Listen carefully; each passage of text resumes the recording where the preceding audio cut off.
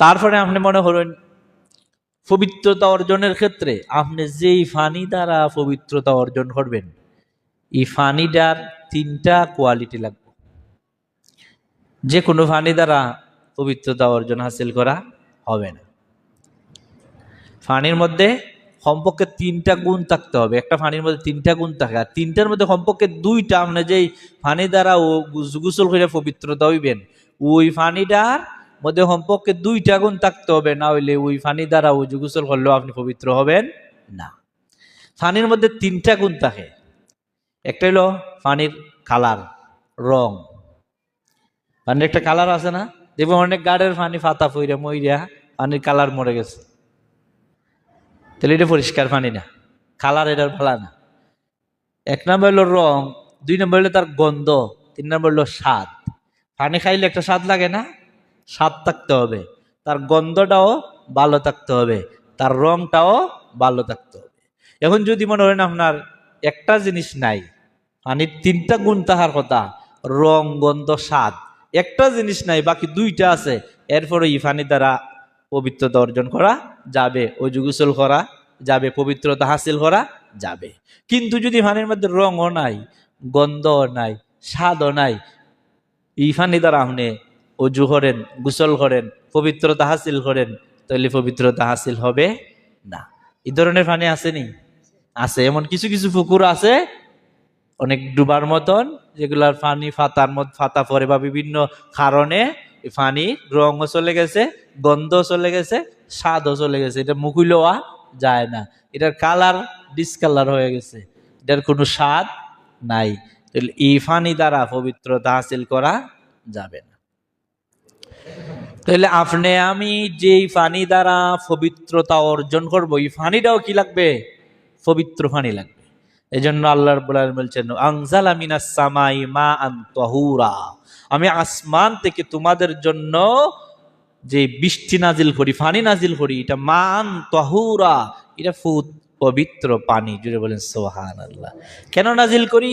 যে তোমাদের রিজিকের জন্য এই পৃথিবীতে মিত্র জমিনটাকে আসমান থেকে পানি ডালাইয়া আমি পবিত্র পানি দিয়া সজীব করি, আর এই সজীব পানি পাইয়া মৃত্যু জমিন জিন্দা হয়, তার মধ্যে গাছপালা উঠে, উদ্ভিদ জন্ম নেয়, তোমাদের খাদ্যর ব্যবস্থা হয়। এই জন্য আমি আসমান থেকে পবিত্র পানি নাজিল করি। জুড়ে বলেন সুবহানাল্লাহ। তাহলে আসমানের পানি হলো পবিত্র পানি, বৃষ্টির পানি সাধারণত। আবার গজবের পানিও আছে, শিলাবৃষ্টির পানি গজবের পানি, এ কিন্তু ভালো পানি না। তাহলে আপনি আমি যে পানি দ্বারা পবিত্রতা অর্জন করতে হইব, এই পানির মধ্যেও কোয়ালিটি থাকতে হবে। যদি সেই পানি পবিত্র পানি না হয়, তাহলে সেই পানি দ্বারা উযু করলে, গোসল করলে, আপনি আমি পবিত্রতা অর্জন করলে পবিত্র হব না। আর ইবাদত বন্দেগীর জন্য যখন আসব, তখন আমরা ইবাদত করতে গেলে আগে আল্লাহ বলছেন, ইয়া আইয়ুহাল্লাযীনা আমানু ইযা কুমতুম ইলাস সালাত, হে ঈমানদারগণ, যখন তোমরা নামাজের জন্য প্রস্তুতি গ্রহণ করো, তখনই তোমরা আগে কি করো? ওযু করো। কি ওযু করতাম? ওযু করার ক্ষেত্রে আল্লাহ বলছেন, ফাগসিলু উজুহাকুম, আগে তোমরা মুখমণ্ডল দাও। মুখমণ্ডল হইল চুলের গোড়া থেকে তুতনির নিচ পর্যন্ত, ডান কানের লতি থেকে বাম কানের লতি পর্যন্ত, এই সারাটার নাম হইল মুখমণ্ডল। উজুহাকুম কোরআনের ভাষায় ফাগসিলু উজুহাকুম, ফাগসিলু তোমরা দৌত করো, উজুহাকুম তোমাদের মুখমণ্ডল। এই জন্য হাসরের ময়দানে যারা দুনিয়াতে ওযু গোসল করবে, আল্লাহ রাব্বুল আলামিনের হাবিব বলেন, বুররা মুহাজ্জিলিনা মিন আসারিল ওযু, ওই সমস্ত বান্দাদের মুখমণ্ডল হাসরের ময়দান চমকাতে থাকবে, চমকাতে থাকবে, আলো বাইর হতে থাকবে, উজ্জ্বল আলো, লাইটের মতন পাওয়ার দিতে থাকবে। কেন? তারা দুনিয়ার মধ্যে তারা ওযু করেছিল, মুখমণ্ডলতে দইছিল, এই জন্য এই মুখমণ্ডল থেকে আলো বাইর হবে। জুড়ে বলেন সুবহানাল্লাহ। তাহলে আল্লাহর নির্দেশ, যখন তোমরা ওযু নামাজের জন্য প্রস্তুতি নাও, তখন তোমরা আগে মুখমণ্ডল দাও, তারপরে হইলো আইদিয়াকুম ইলাল মারাফিক, তোমরা তোমাদের 2 হাতের কনুই পর্যন্ত দৌত করো, তারপরে হইলো ওয়ামসাউ বিরুসিকুম, তোমরা তোমাদের মাথা, ওয়ামসাহু মাসে করো। একটা হইলো দোয়া। দোয়া মানে কি? ফানি দিয়ে একবারে পরিপূর্ণভাবে এটা দুই তিবা।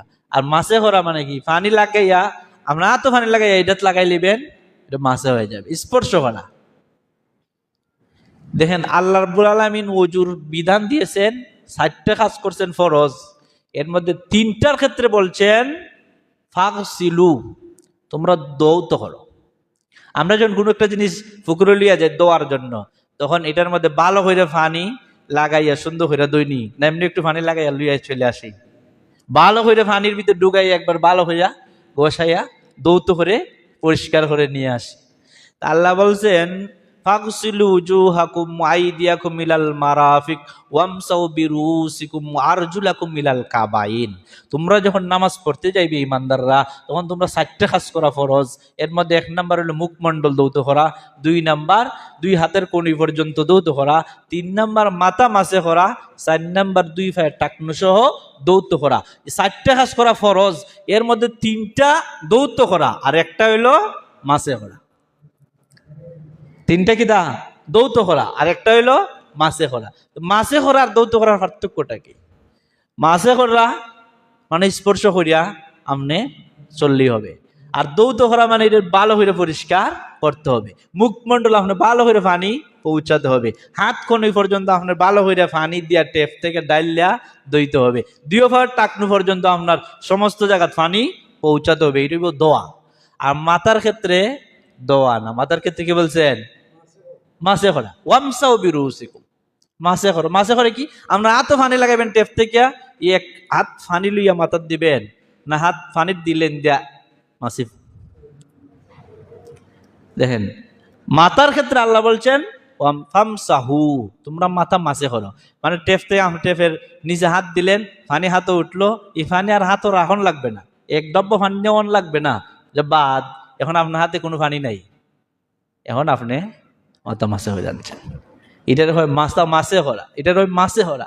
আর দোয়া যদি হয় তাহলে আপনার টেপের নিচে হাত ঢুকাইয়া পানি দিয়ে বালা করিয়া দইতে হবে। তো যদি আল্লাহ রাব্বুল আলামিন বলতেন ৪টা কাজ করা ওযুর ক্ষেত্রে ফরজ, এর মধ্যে ৪টাই দৌত করো, হাত যেমনে দৌ, মুখমণ্ডল যেভাবে দৌ, ফাও যেভাবে দৌ, এইভাবে টেপের ভিতরে মাথা ঢুকাইও দৌ, তাহলে কি মনে করেন শীতের সময় কি মুসল্লি পাওয়া গেল নে? শীতের সময় মুসল্লি পাওয়া গেল নি? এমনিতেই পাওয়া যায় না শীতের সময়, পাওয়ার রাত দিতে কত কষ্ট। সামনে আসতেছেন না শীত, তা আল্লাহ যদি বলতেন যে মাথাও দহন লাগবে টেপের নিচে ডুগাইয়া মাথা ফানি দিয়ে ধুইতে হবে, আমাদের সমস্যা হইলে ওই লাস্টে আল্লাহ এই কথাই বলছেন মা ইউরিদুল্লাহু লিয়াজআলা আলাইকুম মিন হারাজ ওয়ালাকিন ইউরিদু লিইউতাহহিরাকুম। আল্লাহ চান না তোমাদের কাছে কোনো কঠিন বিধান দিতে, আল্লাহ চান তোমাদের কাছে সহজ বিধান দিতে। আল্লাহ আল্লাহর বান্দারে কঠিন বিধান দিতে চান না, যেই বিধান দিলে সে পালন করতে পারবে না, বরং আল্লাহ চান আল্লাহর বান্দারে সহজ একটা বিধান দিতে, যেমন সে পালন করতে পারে। কেমনে? আল্লাহ এই আয়াতে আগে বলছেন যে অজু ক্ষেত্রে ৪ কাজ করা ফরজ, এর মধ্যে ৩টারে দৌ, একটারে মাসে করো। কারণ মাথারে সবসময় দোয়া যাবে না। মাথারে যদি কোনো ব্যক্তি দৈনিক ৫ বার দয় তাহলে সর্দি আর কমবে না। মাথারে যদি কোনো ব্যক্তি ৫ বার দয় অসুস্থ লাগিয়ে থাকবে, আর এটা হলো হেডকোয়ার্টার।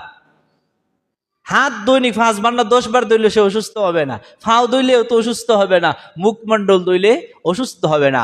কিন্তু মাথারে যদি দৈনিক কোনো ব্যক্তি ৫ বার দয়, ভালো করে পানি দিয়ে হাত ফাও যেভাবে দইতে হয়, তো ওই লোকের সর্দি সারবে না, অসুস্থতা থাকবেই তার। আরো কত মানুষ আছে ঠান্ডা রোগাক্রান্ত লোক, কত মানুষ আছে কত অসুস্থ লোক, ওই ব্যক্তির সমস্যা হয়ে যাবে।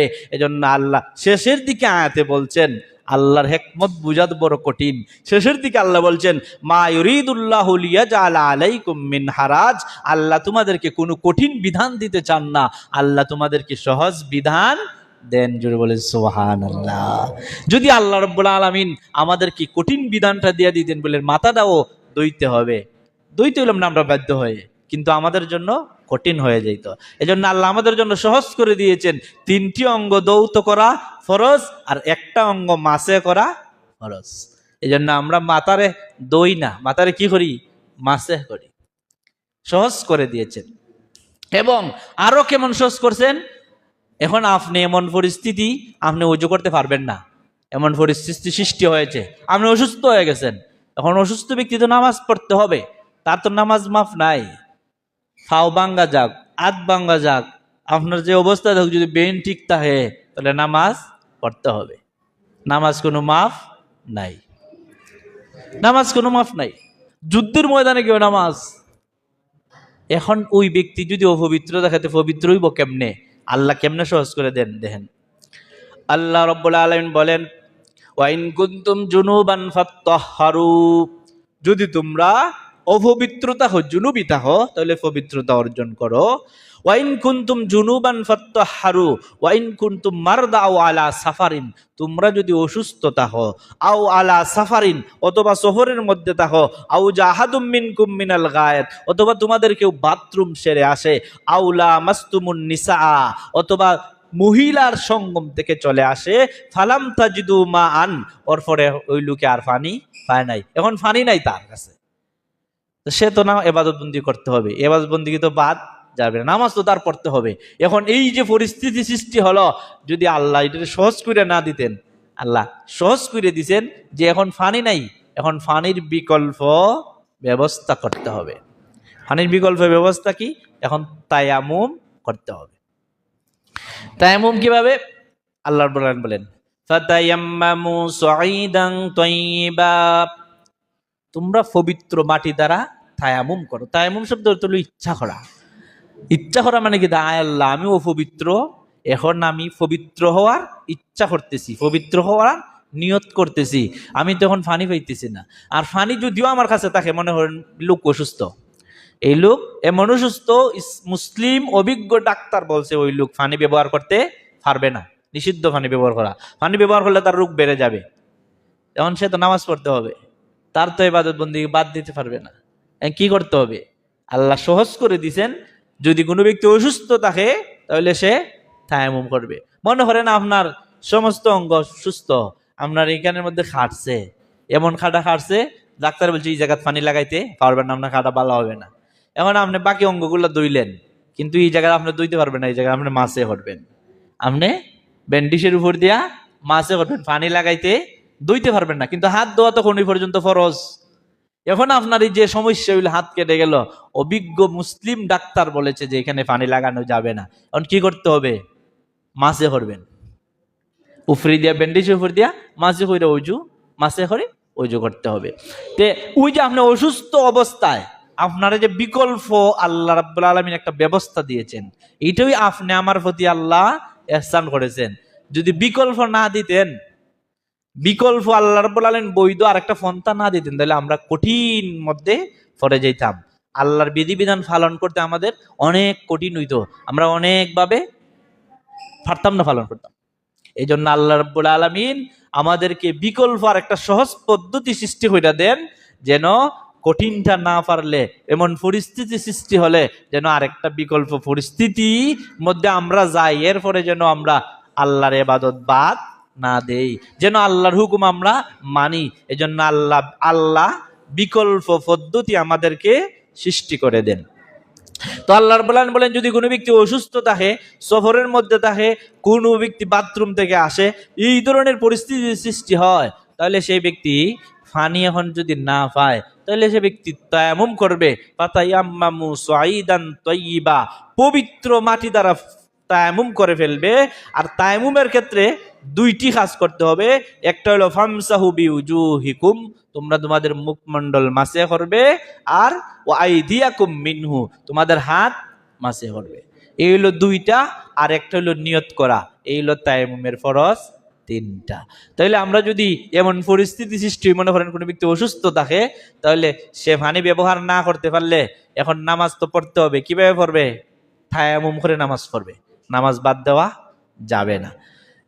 কোনো ব্যক্তি এখন আকাশ জানে চলে যাচ্ছে এমন জায়গা যেখানে পানি নাই, এখন তার নামাজে রক্ত হয়ে গেছে, নামাজ পড়তে হবে, এখন পানি ব্যবহারের সুযোগ নাই, এখন কি করবে?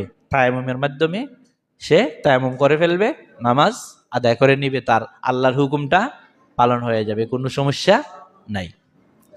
তারপরে আপনার আমরা যখন ইবাদত বন্দেগী করতে আসব, এটা হইলো এবাদত বন্দি করার আগের পবিত্রতা অর্জনের মাধ্যম। আমি নামাজও আসছি, আসার ক্ষেত্রে আগে কি করছি? অজু হইরা আসছি। অজু না হইরা মসজিদে আইয়া নামাজ রোজা পড়লে ওইব না এবাদত। এবাদত তো হইতই না। কোনো ব্যক্তি যদি নিয়তে ফইরায় যে বলে আজকে তো ঠান্ডা বেশি, উজু করতাম না, মসজিদে গিয়ে নামাজ ফিরাই হই, সমাজের মানুষের দেখাইলাই, আর যদি এই নিয়তে মসজিদ আয়, ইমানই থাকবে না, ডাইরেক্ট কাফের হয়ে যাবে। ডাইরেক্ট কাফের হয়ে যাবে হিন্দু লোকের মতন। বলতে পারেন তো হুজুরের বেড়ে তো পাঞ্জাবি লাগাইলো, এটা তো টুপি লাগাইলো, এটা তো ফাগরি লাগাইলো, আপনার সাথে নামাজও করলো পিছে পিছে 2 রাকাত আপনার সাথে, ওই এটা হাতও তুলছে, পাও তুলছে, সবই করছে, তুই এই ব্যক্তি কাফের হইলো কেন? বলে না, এখানে আইতে গেলে আগে পবিত্রতা অর্জন হই আইতেইব। এখন পবিত্রতা অর্জনের বিধানটা আল্লাহ ফরজ করে দিয়েছেন। নামাজ আগে পড়তে গেলে আগে আপনার অজু হইরা আসা ফরজ। এটা ইবারাতুন্নস, দলিলে কেতি, আবশ্যক দলিল, এর কোনো অস্বীকার করার জু নাই। আমরা অনেক সময় বলি না বিচারে যে এইটারে অস্বীকার করার কোনো জু নাই, মানে কি তা 100। তো এইটা হলো নামাজ পড়তে আসতে গেলে আপনার আগে উজু করা 100। উজু সারা নামাজও আইয়া যদি নামাজ পড়ে, তখন এটার মূল উদ্দেশ্য হইল নামাজ রেসে বিক্রায়, নামাজ রেসে তুচ্ছ তাচ্ছিল্য করে, এই জন্য আর সে ইমানদার থাকে না। ইমানদার কি? টুপি পরার নাম ইমানদার না, পাঞ্জাবি পরার নাম ইমানদার না, দাড়ি রাখার নাম ইমানদার না। ইমান হলো মুখে বিশ্বাস, সব সময় আপনার অন্তরে বিশ্বাস, মুখে স্বীকৃতি, কাজে পরিণত করা। এই তিনটার মধ্যে কমপক্ষে 2টা থাকতেই হবে। অন্তরে বিশ্বাস, মুখে স্বীকার। আপনি অন্তরে বিশ্বাস করেন আমি এক আল্লাহ, হুজুর আমি প্রতিদিন তো আপনার ধর্মের, অনেকে আছে আমার সাথে আলাপ হয়, আপনার ধর্মের আপনার নবীর নাম লইয়া ঘুমাই, কিন্তু সমাজে মুখে হয় না, ইমানদার হইব? হবে না। ওই ধরনের ইমানদার তো আব্দুল মুত্তালিবও ছিল। বলছিল নবী আপনারে আমি মানে আপনি আমার বাতিজা, আমি বালা হইছি নি, আপনার জন্ম থেকে ই পর্যন্ত বালা হইছি নি, কিন্তু বাতিজা তোমারটা আমি গ্রহণ করতে পারলাম না, মুখে স্বীকার দিতে পারলাম না। অন্তরে 100 তুমি নবী, কিন্তু মুখে স্বীকার করতে পারছি না, ইমানদার হতে পারে নাই। এই জন্য বলি তা টুফির নাম, ফাগরির নাম, লেবাসের নাম ইমান না। ইমান হলো আপনার অন্তরে বিশ্বাস, মুখী স্বীকৃতি, কাজে পরিণত করা। এখন কাজে তো যে কেউ পরিণত না করতে পারে, অলসতার কারণে, অভাবের কারণে, বিভিন্ন কারণে আছে মানুষ করতে পারে না, এটা হইলো তার দোষ। কিন্তু সে তার অন্তরে বিশ্বাস আছে, অন্তরে বিশ্বাস আছে, মুখে স্বীকার আছে, আল্লাহ মানে, রসুল মানে, কোরআন মানে, কিন্তু অলসতাত ফইরা, শয়তানের দুকাত ফইরা সে বাস্তবায়ন করতে পারতেছে না। এটা হলো শয়তানের প্ররোচনার মধ্যে পড়ছে, বাস্তবায়ন করবো সে একদিন। কিন্তু যেই লোক মুখে তো স্বীকারই করে না, অন্তরও বিশ্বাস করে না, কিন্তু উফরিদি পাঞ্জাবি টুপি সব লাগাইলো, ওই লোককে কোনো ইমানদার হওয়ার কোনো অবকাশ আছে? কোনো অবকাশ নাই। যদি ওই ধরনের লোক দেখে, পাঞ্জাবি টুপি লোক দেখে আপনি ইমানদার বলতে হয়, তাহলে আপনি ইন্ডিয়াত গেলে বেশি ইমানদার পাইবেন। দেখবেন অনেক শিক্ষিরা আছে, বড় বড় ফাঁকরি পরে, আমি হুজুরে কি যত ফাঁকরি বলছি, যে যত ফাঁকরি তারা পরে, দাড়িও দেখবেন মাশাল্লাহ, আর সাদা পাঞ্জাবি, সাদা সেলোয়ার, বলবেন মনে আল্লাহর ফেরেশতা জমিন নামছে, কিন্তু সে আল্লাহই মানে না, রসুলই মানে না, কোরআনই বিশ্বাস করে না, কি ইমানদার হইব? হবে না। ইমান ওর শর্ত হইল আপনি যেই কথা বিশ্বাস করেন অন্তরে, সেই কথা মুখেও স্বীকার করতে হইব, আমি আল্লাহরে মানি, রসুলরে মানি, কাজে পরিণত করতে হবে। তো আমি যখন এবাদত বন্দিগি করতে আসি, মসজিদে আসি বা বাড়িতে যখন নামাজ পড়তে আসি, এবাদত বন্দি করতে যাব, তখন আমরা কি করতে হবে? আগে অজু করতে হবে, অজু করিয়া আসতে হবে। আর যদি আমার শরীরটাই অপবিত্র থাকে, তাহলে আগে গোসল কইরা পবিত্রতা অর্জন করতে হবে। তাহলে গোসলের ক্ষেত্রে ফরজ হইল, গোসলের ফরজ কয়টা? 3টা। 1 নাম্বার কি করা? ইয়া আল্লাহ, 1 নাম্বার হাত দেওয়া। হ্যাঁ, ওই যে একজন রে গেছিল বলে কি করতো, এই হুজুরে এক মুসল্লির জিজ্ঞেস করছিল যে এটা হুজুর ফরজ কয়টা? হয় 19টা। হুজুর 19টাতে কিতা খৌসাইন? হাত ধোয়া, পাও ধোয়া, মুখ ধোয়া, নাক ধোয়া, হইতে হইতে বেটা 21টা হইলিছে। হয়তো আপনারা বললেন 19টাতে, এখন তিনি 21টা হইলেন। হয় আপনারা ডরে তো বলি না, নাহলে আরো বলবো। দেখেন, গোসল যদি আপনার ফরজ আদায় না হয়, কেসাবান, স্যান্ডেলিনা আর যত প্রকার আপনার সাবান আছে, আর যত প্রকার শ্যাম্পু আছে, সবটা শরীর মাইরা কোয়াই নদীত গিয়ে 100টা ডুব দিয়ে আইলেও পবিত্র হবেন না। মাত্র 3টা কাজ করলে আপনি গোসলের ফরজ আদায় হয়। 1 নম্বরে কুলি করা। অনেকে বলছে আত দোয়া গোসলের ফরজ না, সুন্নত। কুলি করতে হবে গড়গড়ার সহিত, মুখের ভিতরে পানি ঢুকায় ভালো হইয়া গড়গড়ার সহিত কুলি করতে হবে। নাকের নরম জায়গা পর্যন্ত পানি পৌঁছাতে হবে। আপনি যখন অপবিত্র হবেন তখন, অপবিত্র থেকে আপনি যখন জুনুবি থাকবেন তখন আপনি গোসল করতে গেলে নাকের নরম জায়গা পর্যন্ত পানি পৌঁছাতে হবে। এরপরে সমস্ত শরীর পানি পৌঁছাতে হবে। আপনার শরীরের সিফা সাফা সব জায়গাতে আপনি অপবিত্র হইলে যখন গোসল করবেন সব জায়গাতে পানি পৌঁছাতে হবে। যদি একটু জায়গাতে পানি না পৌঁছে আপনি 100 খান ডুব দিলেও কাজ হবে না। তাহলে এই 3টা কাজ যদি না হইরা আমরা গোসল বেশি বেশি ডুব দেও উঠি তেও গোসল হয় না। শরীর যদি আমরা কেয়াসেন না সব মাইরাও ডুব দেই এরপরও হয় না। তাহলে গোসলের ফরজই যদি আমার না হয় এরপরে আইয়া ওযু করলে আমি কি পবিত্র হইমু? হবে না তো, কারণ আমার মূল শরীরটা ওই অপবিত্র। তাহলে আমি যখন জুনুবি হব, অপবিত্র হব, আমার এই ফরজটা 3টা ফরজ অবশ্যই আদায় করতে হবে। আদায় কইরা এখন যখন আমি পবিত্র হয়ে গেলাম, আমার শরীর মেন শরীর পবিত্র হয়ে গেল, এখন আমি যখন নামাজে আসবো তখন আমি ওযুর ফরজ আদায় করে চলে আসলেই হয়ে যাবে। এখন আমি যদি এই ওযুর মেন আর জিনিসটা না আদায় করতে পারলাম, বয়স 40, 50, 60, 70 হয়ে গেল, কত বছর আল্লাহর জমিনের উপরে দিয়ে আসছি, কতদিন অপবিত্র অবস্থা আসছি আল্লাহর জমিনে যদি আল্লাহর দরবারে আদালতে একটা মামলা করে বাইরে যেতে পারবো? একটু চিন্তা করেন, আমরা জমিনে ফসল হয় না, হুজুর ফসল তো হয় না, দোয়া তো করেন না কেন?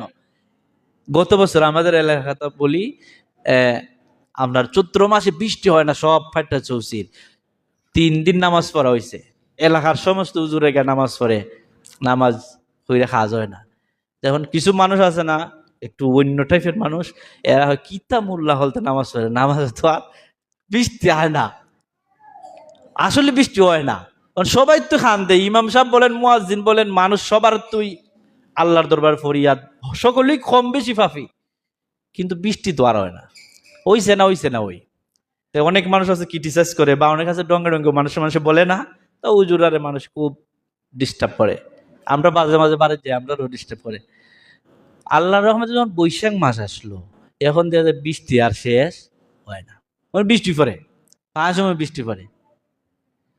এখন হুজুর একটা সুযোগ পাইছে, হুজুরা হয় ওখানেরা হয় একটা দোয়া করে নে, বা বৃষ্টি বন্ধ হইতো, বলে দোয়া করতাম গেলে চৈত মাসে দোয়া লাগাই তুইছিলাম, এই দোয়া এখন অ্যাকশন হইছে, এই জন্য এখন পড়তেছে। এটা এই সময় পড়ছে নাকি? দোয়া কোনো সময় ফিরত যায় না, হয়তো সাথে সাথে দোয়া কবুল হয়, নয়তো পরবর্তীতে দোয়া কবুল হয়, আর নয়তো আপনি মরণের পর হইলো আপনার দোয়ার প্রতিদান পাবেন। দোয়ার প্রতি আপনি ঘৃণা জন্মাইতে পারবেন না, বলে আমি যদি 30 বছর ধরে দোয়া করি, আমার যে একটা ছেলে হয় না, আমার যে একটা মেয়ে হয় না, অমুকিতে বিয়া করলে 1 বছরের আগে ওই জায়গায় বাচ্চা, এটা তো আপনি নাশক্রিয়া করতে পারবেন না। আপনি চাইতে হবে, আপনার দেওয়ার মালিক কখন দিবেন, কিভাবে দিবেন, এটা আল্লাহ রাব্বুল আলামিন ভালো জানেন, আল্লাহ রাব্বুল আলামিন দিবেন, কিন্তু আপনি চাওয়া বন্ধ করতে পারবেন না। আমরা একটু নাশক্রিয়া বান্দা হয়ে যাই মাঝে মাঝে।